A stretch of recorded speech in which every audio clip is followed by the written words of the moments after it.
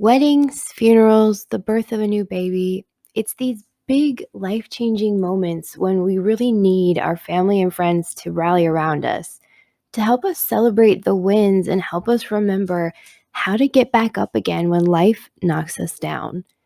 But if you're raised in a family where there's dysfunction, like narcissistic abuse, it's these big life-changing events where you'll really notice the toxicity and dysfunction. I can't even say notice, it's more like it's going to hit you on the head really hard.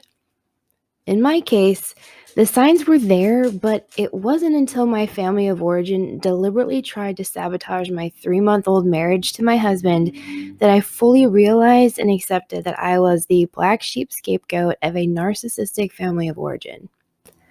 My younger sister, who was the matron of honor at my wedding, had been giving my husband and I the silent treatment for months after we said I do.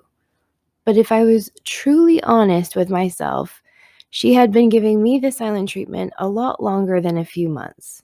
No bridal shower, no bachelorette party, even when I tried to make it as simple as just come with me to Zumba on Saturday and then we'll go have lunch afterward. And the day of my wedding, when someone spilled red wine on my wedding dress, she did nothing. Why? She and my mom assumed I wouldn't mind.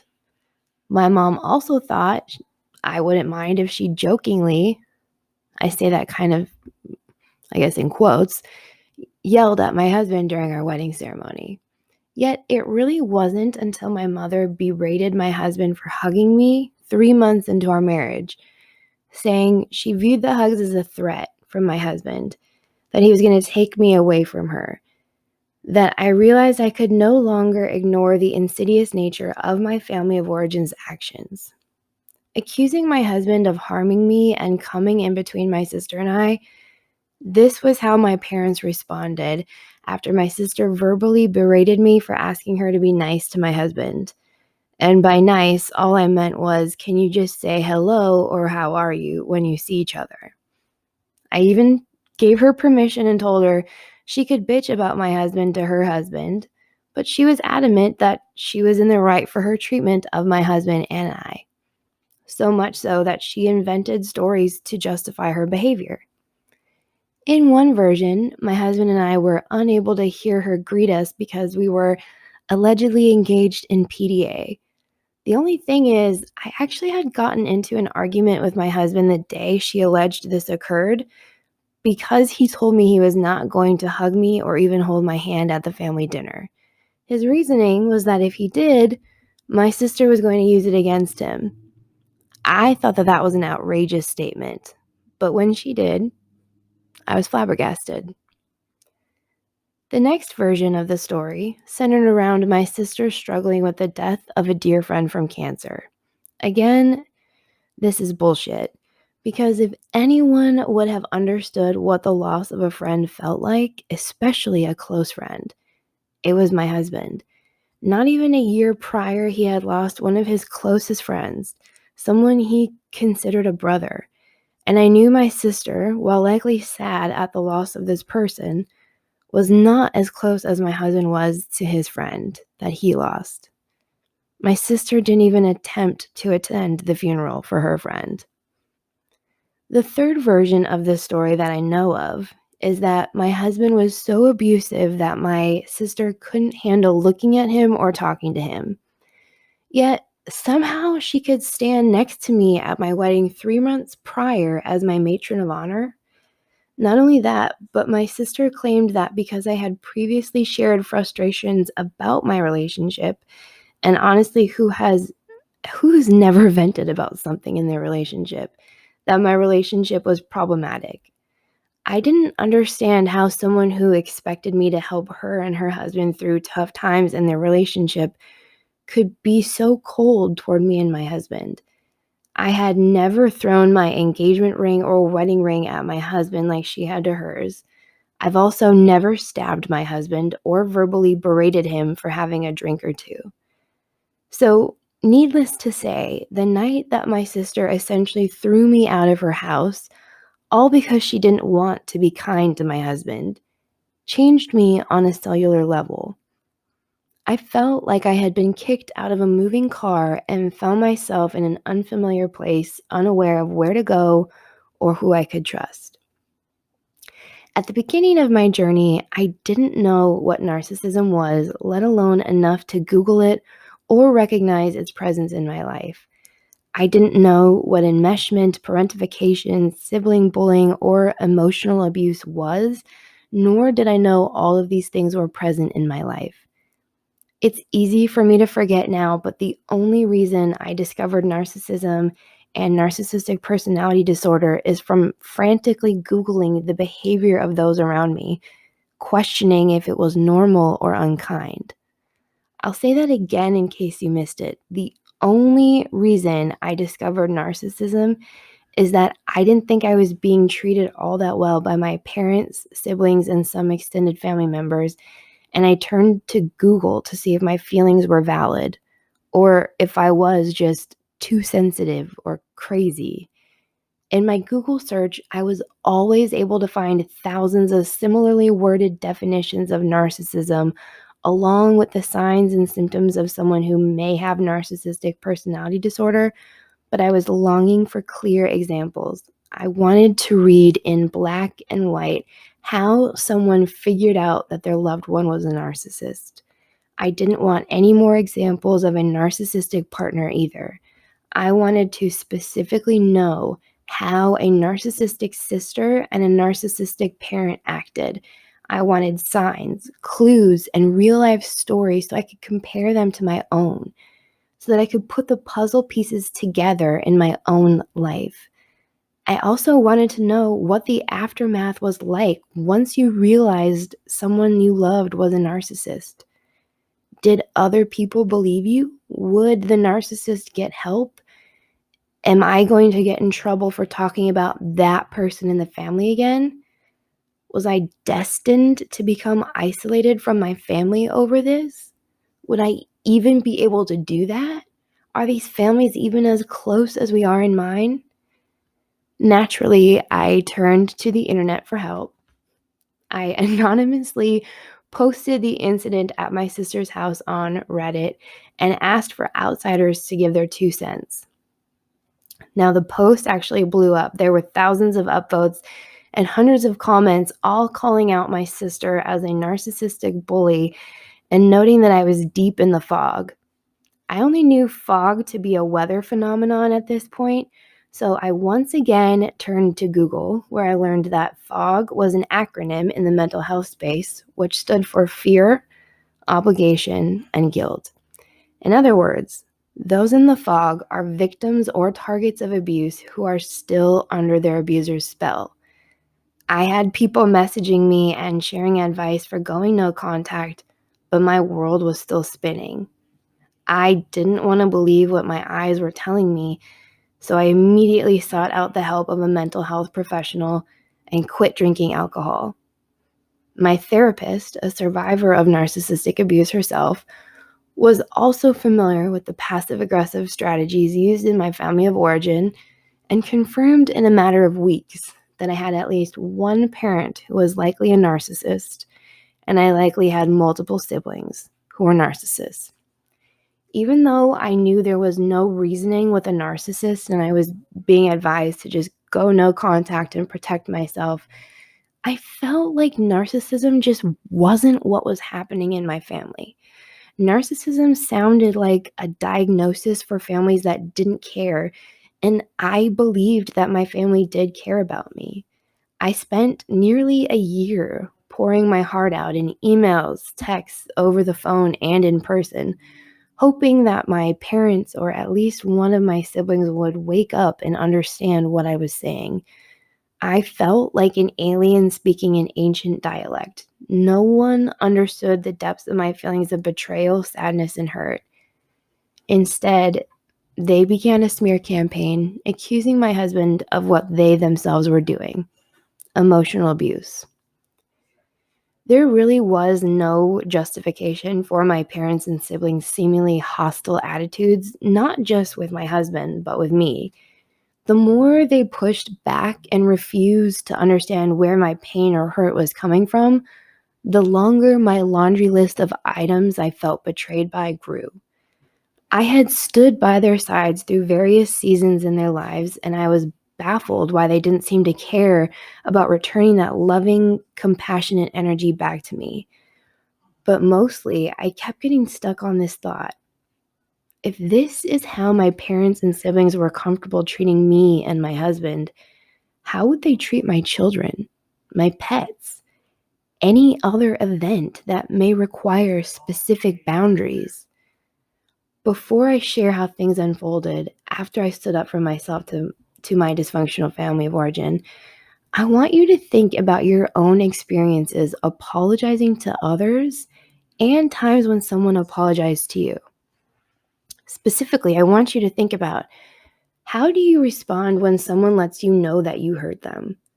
Do you just refuse to accept that is true? Or do you immediately apologize and promise you will never hurt that person again because you truly care about them and hate to see the people you love feeling less than? If you're a narcissist, you won't give a flying fuck about repairing a relationship with anyone, including your child. Because to a narcissist, a child is an accessory. A child is a way to gather sympathy, to earn accolades in the community for your sacrifices, and redo your life by living out your dreams through your child. Part of what makes narcissistic abuse so insidious is that it's an abusive structure based on intermittent positive rewards. The easiest way to explain or understand intermittent positive rewards is to look back at psychological studies. So in the 1950s, there was a psychologist by the name of B.F. Skinner, and he was a big researcher of rewards. And just so that we're all on the same page, rewards are one of the most common ways that people think of to get other people to do stuff. So B.F. Skinner wanted to examine when to give rewards and how often to give them by conducting experiments where he would put a mouse in a maze with a lever. At the beginning of the experiment, the mouse would push on the lever and would be rewarded positively with food. So this lasted for a while, but B.F. Skinner wanted to look beyond positive rewards. He wanted to look at how the brain responded when the reward just completely went away, or if the reward turned negative. So Skinner adjusted what happened when the mouse would hit the lever. Sometimes the mouse would get food, sometimes the mouse would get nothing, and other times the mouse would be jolted by an electric current. It was a negative reward, and Skinner wanted to see if the mouse's behavior changed with the introduction of that negative reward. So now, instead of being assured that the lever would produce food if pushed, the mouse is left to ponder if he'll be shocked, given food, or given nothing. And this is a type of intermittent reinforcement, and that's just kind of psychology speak, for when rewards are handed out inconsistently and occasionally. So why am I talking to you about psychological behavioral studies from the 1950s on mice? Well, it's because if you are a survivor of narcissistic abuse, your abuser trained you just like Skinner trained these mice. Now take a deep breath, because that's a lot. It's a lot to recognize that someone has been messing with your mind, especially when you realize that you may have held on longer to a relationship or sacrificed parts of yourself or things you wanted to do because you were so desperate for the return of that positive reward. So now let's go a little deeper. If you grew up with a mother who was sometimes totally involved and then other times too depressed to even talk to you, or perhaps your father was completely loving when he was sober, but when he got drunk, he was abusive, you might be more vulnerable to falling in love with someone who is an addict or has a schizoid personality disorder when you're an adult. And this is because you've likely developed this narrative that you have to do something to engage mom, or you have to act a certain way to get dad to stop hitting you. Now, The reason that this kind of mindset happens is because when we're a child, we cannot believe that our parents would ever harm us. And so what happens is we grow up and we want to find someone who reminds us of that person, and we want to get that person to change because we love them so much. We want them to give up their addiction, or we want them to leave from something that's unhealthy for them.